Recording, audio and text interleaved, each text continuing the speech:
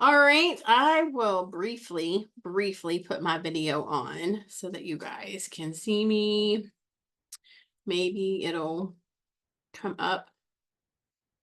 Here I am. Hey everybody, this is Tamara McGoy with the Grayson County 4-H office. Today we're going to do a general overview for the foods and nutrition program, kind of talk to you about what is entailed in food and nutrition and some opportunities that are coming up very fast in our 4-H year for our kids in the food and nutrition project. So I want this to be more than just about contests, but how do you work with youth in this project area and get them connected to different things that they can experience throughout the year. And then we're going to share some of those upcoming opportunities and also additional leader trainings as well. We've got a couple of people on today, so hopefully they'll chime in with some questions if I'm not clear on some stuff. But just know that you can reach out to me through my email address at tamara.mcgoy@ag.tamu.edu if there's anything else that you have questions on as we wrap up today's informational session. So I'm going to turn my camera off so that we can focus more on what is going on the screen. So what I've got listed here is just the overview of what to expect in the food and nutrition project. So this is really talking with our kids, getting them thinking about things that they can prepare in the kitchen and how to be healthier consumers of food. Of if we can put healthy foods in front of our youth, they're more likely to eat healthier options. So we want them to understand nutrition as it relates to the food going into their body. That's how their body runs. So we all know we can use a car, for example. If we were to put water in our car, our engine's going to mess up. If you have, an unleaded vehicle and you try to put diesel in it, your car is going to mess up. And so then when you have the 3 or 4 options at the gas tank of what kind of gas am I going to put in my car, depends on how efficiently your car is going to run. The same thing we relate back to our kids. If all you put in your body is junk food or energy drinks or the stuff that you don't need on a daily basis, your body is going to become inefficient. It's not going to have the nutrition that it needs to develop properly. It could be stunted growth, it could be obesity, it could be a lot of health issues. So we want to teach kids how to use food as a way to grow healthy and not just to have all the snacky stuff all the time. It also goes further than that. On a daily basis, you're having to go into the pantry and figure out what are we going to eat tonight? What is a meal that we're going to make? How do we budget? Maybe we don't have the money for filet mignon or any of those expensive things on a daily basis. Maybe we are a peanut butter and jelly family, but how do we make that peanut butter and jelly something that can be eye appealing, or maybe cut some of the sugar out or change it in a fact to make it healthier. We also want our youth to understand how to prepare food and how to be safe when they are preparing food. That goes along with knife safety, any other kind of equipment that they might use, and keeping food safe. Is it okay to leave something out on the counter? Does it need to be refrigerated? What happens if the electricity goes out and we have to monitor the food that's in our fridge or our freezer?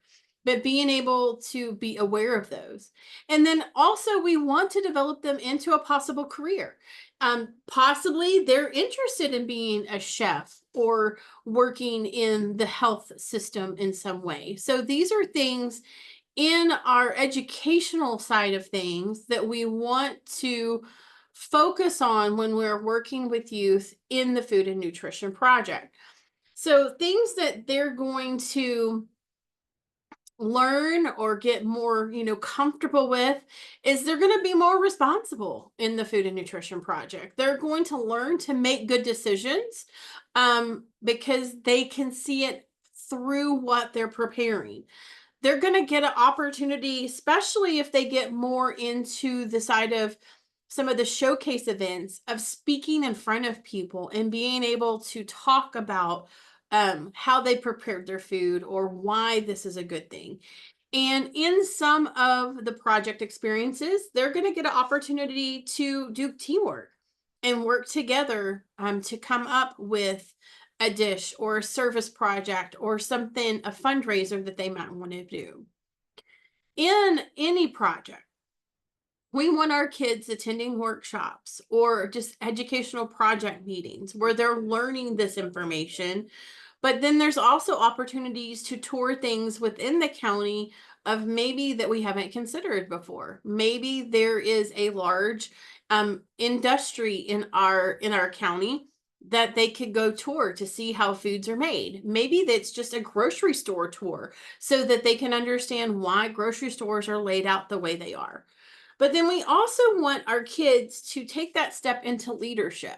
If they've been in a project for a number of years, then they've got some of those basic skills. We want them to start giving back and teaching those Clover kids, those first and second graders, even third, fourth graders, some of the things that they've had the opportunity to learn in their food and nutrition project, and how can they prepare them for the next steps of what's coming ahead.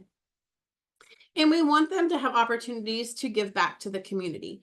A lot of the times in this food and nutrition area, we'll see food drives or go in and help with meal distributions, maybe helping with Meals on Wheels, or maybe simply it's making some kind of treats that they're going to take to a senior center or share at some kind of public event and showcase what they've been able to learn.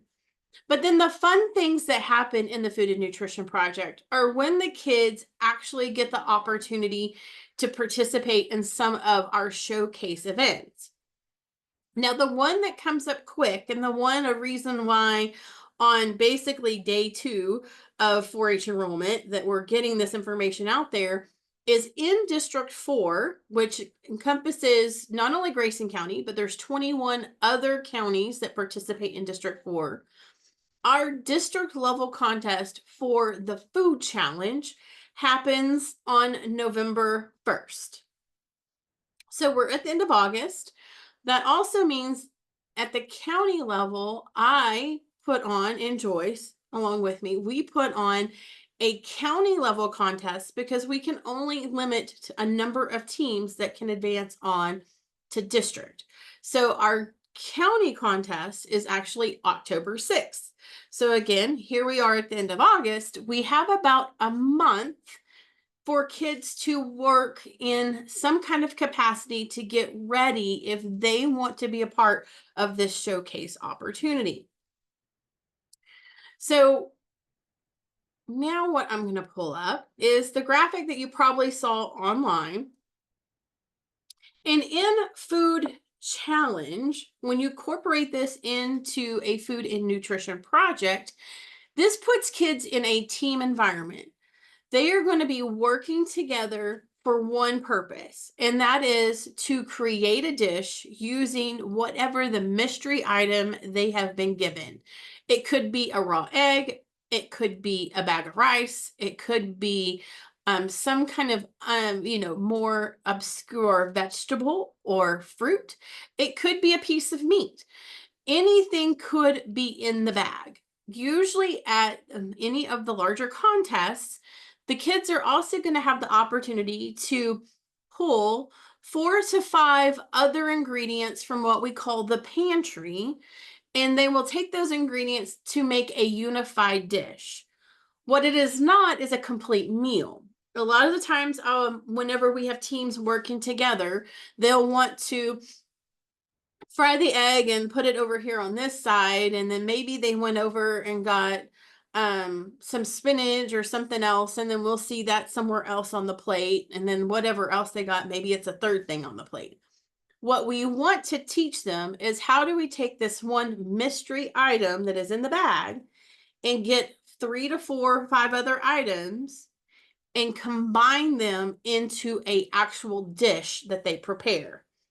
Now, it is broken out in the contest into 4 different categories, and they will get assigned on the day of the contest, unknown to them until they walk into the room, which one of those 4 categories that they are aiming to cook for.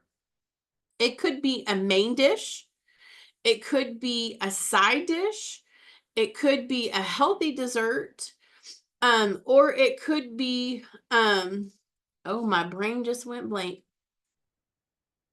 Carla, do you remember the other one that we did last year? Main dish, side Appetizer. appetizer. That's it. Thank you. My brain went whoop with the first one, with that one. So within each of those categories, appetizer, main dish, side dish, healthy dessert, you're looking for a different type of dish. So if you're given an egg in any one of those, it's probably going to be used in a different way. Appetizers are something very small, very dainty, where you might have a few on the plate, and you're only going to have, a few of them that you eat as a serving because there's something small. Whereas a main dish is going to be a larger portion because that is what you would serve as the main course of your meal. Again, a side dish is going to be something that just enhances a meal. So it may not have like all the food groups. It may not have everything it needs because it complements a main meal. And then a healthy dessert is something that doesn't have like 5 cups of sugar in it. It's something that is light. It's delicate. It's healthier, but it may have a hint of sweet to it because that's something that you enjoy at the end of the meal. So also, working with the kids in that capacity of if we were to get this type of ingredient, how would we incorporate it in one of these 4 categories? As they're working together, they're also going to have time where they need to think about what they are going to say to the judges. And the easiest way to understand what is needed with the judges is to be able to look at the judge's score sheet. On the main food and nutrition webpage for Texas 4-H, all of the information is listed there, along with a lot of resources that a project leader can use with a group of kids. There's some explore guides, there's some how to alterate healthy recipes, there's links to the National 4-H curriculum. But if you keep going down, you're going to see things that are very specific to the different contests. And one of the things under food challenge is you're going to see the scorecard. It's there. It's not a secret. It's something that you can use when you're teaching the kids how to prepare their presentation of what they're going to get points on. So one person on the team needs to focus on the components of my plate and how my plate fits into the dietary guidelines. For each part of my plate, there's usually like a little 1-phrase sentence, like half of your grains need to be whole. Or, you need to get 5 ounces of protein. Those different type of things of how and why my plate and the dietary food guidelines help guide us in how to make healthy choices. So the presentation itself isn't more than 5 minutes. So if you've got 4 members on the team, they're not going to have more than 45 seconds to a minute to really explain their part of it. But that section is worth 10 points. If nobody on the team talks about it, they're not going to get those points. The next thing is all foods have some kind of nutrition. So when working with the kids, it's to think about at least one major nutritional thing that food has on their table whenever they're at a competition. there's actually going to be a resource that has all the nutrition information listed there. The person who's doing this part of the presentation doesn't have to memorize any of the nutrition knowledge because it's all in the book. They just need to know how to use the guide to pull out something about the information, the ingredients that they are using. They want to make sure that they hit on whatever the key nutrition is in the dish. So if there is an egg in the mystery bag, they need to have some information about eggs and that they don't fall into the dairy group. They fall into the protein group. Big thing that a lot of the kids miss some of the times is they'll recategorize things of where it doesn't belong. But they need to have information about the main thing that was in the bag and then some of the ingredients that they included along with them. The things to include are what is the function of the nutrition? What are its effects? Like, what does it help your body do? And then if you don't get that one nutritional component, what happens to your body? And then maybe, what are some substitutions? I can't have almonds. I can't eat peanuts. I can't have certain types of fruits because my body's allergic to it. So what are some other substitutions that you could make in the dish to make it friendly to somebody that has those concerns? You can see that part is really, it's 15 points. So the person who is working on that needs to be preparing and thinking about all those different things because the judge is just listening for if they talked about it and if they talked about all the different components on there. So they need to be able to prepare while they're at the table to put that stuff together. It's not necessarily something because since you don't know what food you're getting, you're not going to know in advance how to prepare for that because you may have chicken and you may have spinach, and those are going to be very different ingredients. The person who talks about food prep, they're basically writing down the steps the team took to prepare the meal. So they're going to start with, we cleaned our table, we put our hair back, we wore gloves when it was appropriate, we kept our knives safe. They're gonna start off, okay, this is what we did. Then we found we had this ingredient and we gathered up these 4 or 5 ingredients along with, and here's the steps we took to prepare this dish. We sliced or we diced the vegetables, we cooked the meat, we plated it all together. We used these different kinds of seasonings that can be in the food challenge kit. So they're just walking them through. And then they're also going to talk about what was the role of the main ingredient. If it was eggs, maybe it was a binder. If it was spinach, it added flavor and color. If it was chicken, it was the main protein and the main source of, of the dish. They just need to think about what was the role of that main ingredient in the dish. And if they ever watch, like an episode of Chopped or Iron Chef, the judges are always looking that whatever was in the mystery box, whatever's in the mystery bag is the showcase item. They don't want that item to be a secondary or, a very minuscule part of what they're serving. They want it to be visible, to know it's in there and to be able to see it. You're also going to have someone that on the team that talks about food safety and what kind of serving size that they have. The kids need to look at how they're plating stuff to see, okay, if it's an appetizer and we put, 8 of them on the plate, maybe this is actually, for 2 to 4 people, depending on if they're going to get 2 a piece or if they're going to get 4 a piece.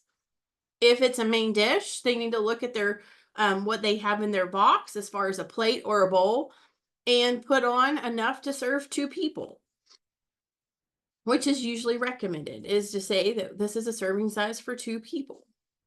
But then they're also going to talk about those safety factors that come into play specifically with preparing foods, and they want to focus on things that are really specific to the dish. There's no reason in their message to spend a whole lot of time on talking about pork or beef. They may mention it, that they understand and they know the proper temperatures, but they need to really focus on if the showcase thing was chicken, they need to know that we have to cook it to 165 degrees, and we need to make sure we don't cross contaminate because chicken contains salmonella.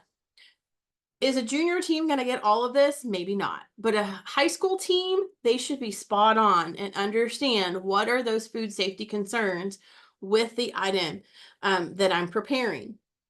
Most fruits and vegetables need to be washed before they're consumed because there could be E. coli on them, just because of improper handling of them from the field to the grocery store. So we want to prepare our kids in a way that they can be successful. You'll see food safety is 8 points. A lot of the stuff that the person that's going to talk about food safety, some of that they can be rehearsing at home. They can already know what they're going to say. They just need to be very specific on the day of where they put their focus. So that is the 4 speaking parts. So I get a kid on a team and they're terrified to speak. Okay. Well, everybody on the team needs to have something. So maybe that one child is going to just introduce the team. And at the end, they're going to ask the judges, do you have any questions? And say, if you can just introduce the team and ask if there's any questions, okay, that's fine. But that does mean that other members are going to have to pick up the other parts of the speaking role, because all of those different components need to be talked about in the 5 minutes that the kids are with the judges. The judges are going to look, how appealing is the food? Is it all one color? So they need to think of, if I sat down to a plate of food that was a dull color chicken and it's white rice and I put cauliflower in it on a white sauce and it's just a whole white plate, does that look appealing? Does that look like something that I would want to eat? They'll tell you, yes, it looks amazing. But they need to think about their color combos. So maybe a red bell pepper or a little bit of broccoli or something that brings out a splash of color to bring the plate alive. They need to make sure it looks like it's properly cooked. If the judges are not going to taste it, they're not going to eat it, because at a contest, some of that food has been out way longer than food safety regulations allow for consumption. So we don't ever encourage at a competition the kids to eat food, because we just cannot control any of the food safety risks that come along with that. But does the chicken look properly cooked? Does the rice or the noodles look properly cooked? Does it look overcooked? Has our bright green broccoli turned into a really dull, mushy mess? Judges are going to pay attention to that. And they're going to look at how appropriate and attractive is the dish. And then they also want to see the kids' creativity. They want to see how kids can be creative in what they come up with to make, and how they use grocery store items in their dish or as garnishes, because that is a possible part of it too, is really having fun in the process. And in all of this, they're being looked at of how well do they pose themselves in front of the judges? Do they move around a lot? Do they sway their hands? Are they playing with their hair? Are they talking loud enough? So their overall communication skills and their personal appearance. Most of teams will come up with some kind of fun name for the year. So they're the Whisk Takers, or they're the Soul Sisters, or we've had, last year there was masculine mustaches. I mean, they can come up with anything. It doesn't have to be food related. It can be something just internal to them. I think one year there was a team that they were just the initials of their names, their first letters of their names, and it came up with a word, and that's how they came up with their name. Usually they'll have aprons and some kind of head protective deal on. Understand that at district and a lot of the major show contests, they want to see hair nuts on the kids before they have a hat or something on. So that's become a really big thing, is making sure that there's a hairnet underneath their hat, just because nobody wants to go to a restaurant or really eat at dinner and there has a big old hair of somebody's in their food. And then at the end of the 5 minutes, then the judges are going to ask some specific questions to the team, and it will not be anything related to what is on the score sheet. So if the kids don't talk about the stuff on the score sheet, they have no way to get points for it, because the judges aren't going to follow up with a specific question that is on the score sheet. These are going to be other questions, like, what did you find the most difficult about the mystery ingredient today? Or what have you enjoyed about working with your team? Or how long have you been in the food and nutrition project? Or what other things do you do in food and nutrition? So they're going to be questions that aren't related to the score sheet, but they're going to be related to food and nutrition in a way, just to see how the kids can think on their feet and have impromptu. So the whole contest itself is 40 minutes. So this is from the time that the kids open up their mystery bag till the time that the table needs to be cleaned up and everything done. In that 40 minutes is when they need to spend time on their presentation. They cannot wait to start writing down what they're going to say or what they're going to do or anything about their section of the presentation at the 40-minute mark, because at the 40-minute mark, they're not going to be able to speak to each other again until after judging. So I usually encourage teams to spend about the first 20, maybe 25 minutes is all they're doing for food prep and food cooking. And their dish should be plated, they should be cleaning, and they should be working on their presentation. Some of the kids, if there's not a whole lot to do in the cooking realm, because maybe it is like a simple fruit smoothie, there's not enough to do, or it's a parfait or something that they're making, and it only takes 2 of the team members to really put it together, there's not a lot of cooking involved, then some parts of the team may need to go ahead and start working on their presentation so that they have time to get all the notes together that they're wanting to put in for their part of the presentation. Whereas some of them that are doing some of the cooking part may have to wait until the last, 10 to 15 minutes to write out their note cards and what they want to say. Teams are perfectly fine using note cards at the judging table whenever they're presenting their dish and their presentation to judges, but just understand teams that do not use note cards and they're able to talk to the judges without using the note cards will score higher, specifically in the intermediate and the senior division. By the time they're in high school, there is a prevalence of no note cards. The teams have been doing it enough years that they should be able to talk to the judges for 45 seconds to a minute without using note cards. It's completely acceptable for a junior team to have note cards, but we want to encourage them not to read them verbatim and to give the judges, just use them if they forget what they're going to say, or just put bullet points on the note card so that they're looking at the judges while they're presenting, because this is where we're getting into that public speaking side of things. Now, this comes up quick. So I'm going to go down and let you guys kind of see what the opportunities are and why we're talking about this so soon in the year. The first opportunity for a group of youth to participate will be actually in Dallas at the State Fair of Texas on Monday, September 30th. Grayson County, we've already entered some teams. Not all of those teams are spoken for. Majority of them are, but I entered like 1 or 2 extra usually. And we still have until this Thursday to enter additional teams if we think that there's going to be another team interested in going. And it's $75 to enter that contest. It will take place on that Monday. So kids that are going, number 1, have to be enrolled in 4-H before September 30th.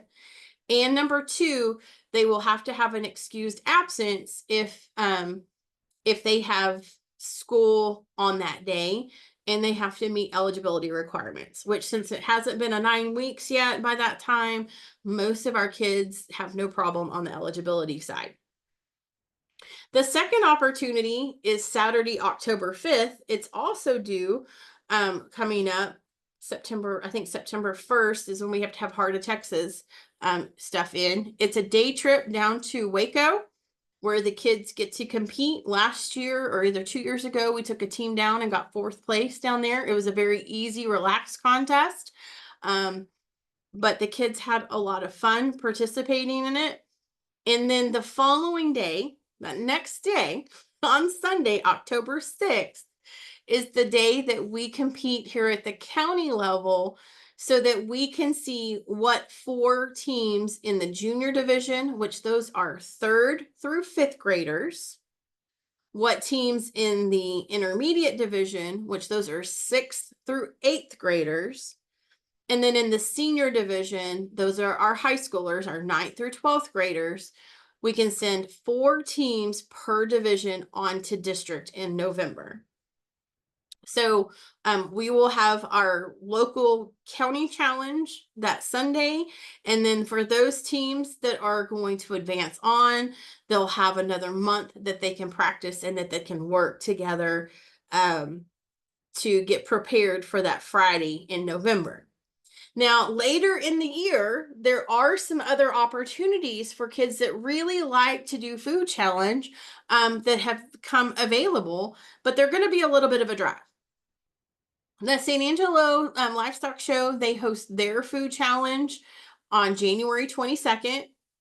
And then the San Antonio Food Challenge, this is the first year that it has been a team event. Every year before this year has been individual. So this year it's a team event, and that'll take place on February 6th.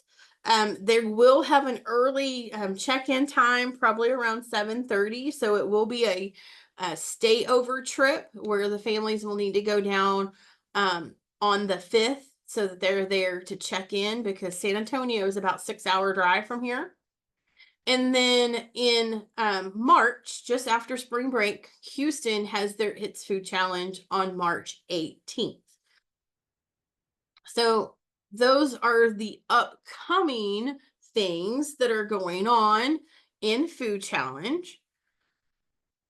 So how do you get connected with a food challenge team? Well, most of our clubs will offer a variety of projects during the year, but what each club needs to have is somebody that's coordinating the food and nutrition project for their club, that says, okay, we are going to practice food and nutrition or food challenge on this night, just like you would do baseball or football or any other sporting event. Our teams are going to get together on this night of the week, and we're going to practice for probably about an hour and a half, because the kids will need to, if they're actually preparing a dish, they need to prepare their dish, and they need to do their comments. They need to do their feedback to the judges, and then they need to clean the equipment that's in their kit. So usually it's going to be at least, an hour and 15 minutes to an hour and a half if they're doing a specific practice. But if you're adding on some kind of nutrition component or food safety component of, maybe we're going to learn knife skills, or we're going to learn these components of my plate, or this components of nutrition before we start practice, then you may be looking out at a 2-hour time frame to work with a group of kids. So the best thing to do is to reach out to the local main club leader and ask, okay, for this club, do you guys have a food and nutrition project leader, or do you have kids in your club that are interested in participating, if you want to try to get a team together? Sometimes it's difficult within a club to find 3 to 4 kids within a grade division. If that happens and you have a child that says, I really want to do this, but we're a part of, the hunting club, and I'm the only one in the hunting club that wants to do it, then if they will email me, I will try to connect with the teams and other families who may be interested and see if there is a way for them to work together on combining or forming a team. And we try to work really hard to try to make teams, even if they're just cross county. It does make sometimes hard for practices if they're not local, but we try to do our best to accommodate all the kids that we can. One upcoming activity that my coworker Joyce White, she's the family and community health agent, she is actually going to be putting on a project leader workshop on September 8th, which is a Sunday afternoon. At 2 o'clock. So be watching 4-H online, be watching the Facebook page. You can go ahead if you're interested. You can RSVP to her at joyce.white@ag.tamu.edu, and she can put you on a list of when she figures out the location of where it's specifically going to be. But this is for adults who are interested in working with youth in the Food and Nutrition Project, specifically getting a food challenge team going and in the right direction. So we want you guys to engage in this project. It's not as scary as it sounds. There's a lot of different components, but I usually work with the kids and the first group of things, and we try to go ahead and pinpoint who is going to do what part of the presentation, whether it's willingly or begrudgingly. Sometimes just depends on the group of kids. And we then give their parents, this is what your child needs to be working on to be prepared for the contest, because it comes up so fast in the beginning of the year. We don't have the length of time to really work on each individual component at a project meeting per se. We've got to give them, here's the resources you need, here's how long they need to speak on this. They need to start pulling out the information and formatting some kind of prepared speech that they're going to use for the most that they can, knowing that some of the stuff is going to happen on site at the contest where they may have to make some adjustments on the fly. So I'm going to pause. I know we've got a few wonderful volunteers on today. So I'm going to pause and see if you guys have any questions or anything you need explained a little bit more.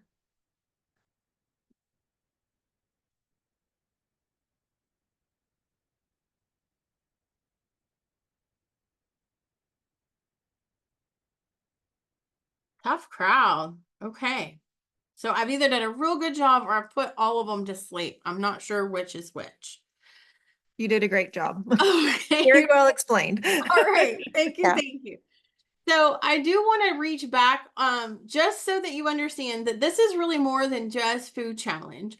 There are other opportunities in the food and nutrition project for kids to engage in. One of those things is the agricultural product ID. This is foods that are grown specifically in Texas, and the guide and everything's there for the kids to go through. And when they do this contest, they are given 20 products. Usually, most of the time, they're pictures of a product. So the first multiple choice question is, number one, what is this item? Is it a kumquat? Is it a fig? Is it a rack of lamb? Is it an orange, an apple? What is it? The second question is where the studying comes in. That is going to be something pertaining to how it's produced, what is its impact in Texas, what is its nutritional content, where is it grown? That's the one that a lot of people go any, mini, money, mo because they didn't study. The kids that do really good with this will take the guide, they'll divide it up over a number of weeks. And they'll just study different sections or different parts of geography, and maybe look at the products that are grown in that area and why they're conducive to that area.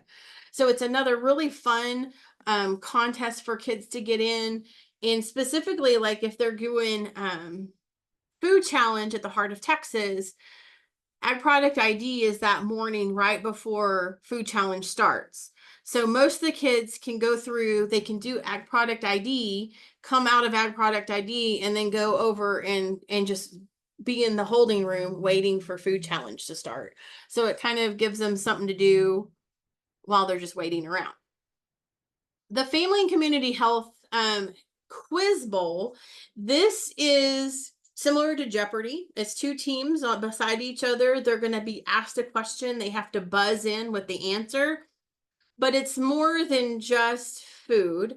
It actually has to do with nutrition. It could be with, consumer education and making consumer decisions. It could be kitchen safety. It could also be something related to just healthy living or fashion and design. It's all of those things combined that make up this contest. So again, this is one of those things that over time you just break up the resource for the kids to kind of study and pick a part of what you want to be a champion at. Maybe you've got one kid on the team that's a ringer in food and nutrition, and then one is a ringer in food safety, and one is focusing more on the fashion.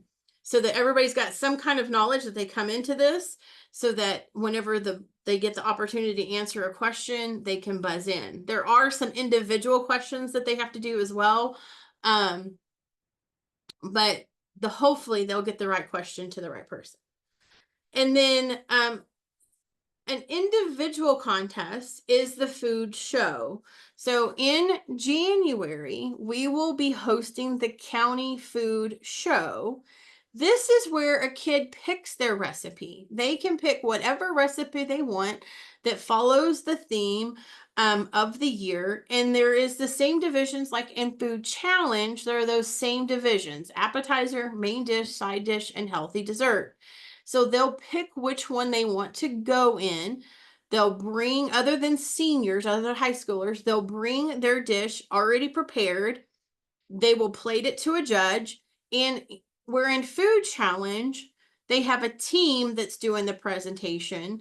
In food show, they do the entire presentation themselves, but they've had time to rehearse it at home because they know all the ingredients, they know all the answers about how they prepared it, what the food safety concerns are, how much it serves, all that stuff they should already know, and they can work on that prepared speech.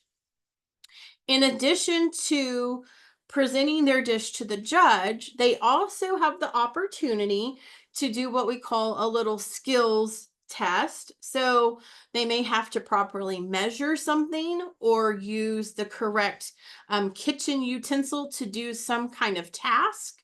But all of the kids are measured on how well they can accomplish that skill. And then the third part is there is a educational quiz that they are given, and they are asked some questions on some stuff that they should know about basic nutrition, food safety, food preparation. And those three things, the interview with the judge, the quiz, and the skills test, those three things are all combined, and then they get a score to see who moves on. In food show, only the first place participant per category in each grade division, so 12 kids total, can move on in advance to the district contest. In the high school division, what is different is all high schoolers have to prepare their dish on site. It's not prepared in advance. They have to come with any equipment that they're going to use. So if they need a toaster oven, if they need a skillet, whatever they need to prepare their dish, they have to bring that with them to the contest, and they have allotted amount of time to prepare their dish. In addition to that, there is an actual gardening and health project. This is for our families that are really interested in growing their own fruits and vegetables. There's different ways, either growing them in container, raised beds, or actual just regular row gardening right in the soil. But there's different opportunities out there for our kids to participate in that and to be able to journal and document their gardening experience and what they've learned from that project and maybe what they've produced out of that project. And then there's also the Healthy Lifestyles Invitational. This is pretty fun, especially if you've got kids that think different ways, because there's um, different scenarios that they'll read about somebody with a health concern or with a food concern or something, and they have to rank the best option to the worst option. So they're given 4 different options on based on a scenario, and based on what this person's needs are, which would be the best option for them, which would be the worst option for them. Then there's a little bit of a ID portion of it to where they have to come in and name some different common utensils in the kitchen or things they might find in the kitchen. And then there may be some other judging activities in there as well. But it's basically just the kid reading a scenario or going up to a table and looking at some stuff and making their decision there. So I hope that you find this page very helpful. There's a ton of things to pull down. If you come across one of these resources and you're like, hey, Tamara, I don't have a printer or I don't have capability of getting an 80-page document printed, let us know. We can print it. We can have it here for you to pick up and have it available. If there's, some handouts, because you got, handful of kids that you're going to be working with, let us know. We can have those available. Just give us enough warning or enough time that you say, hey, I'm going to need these by this date. Can I come back and pick them up on this date so we can make sure we get those accommodations for you? I'm looking forward to seeing hopefully quite a few volunteers on September 8th and working with families on the food and nutrition project as well as food challenge. And as you have questions, come forward. Please send us emails, either myself or to Joyce. Both of us can field calls about food challenge. And stay tuned because there'll be a lot of information coming out really quick.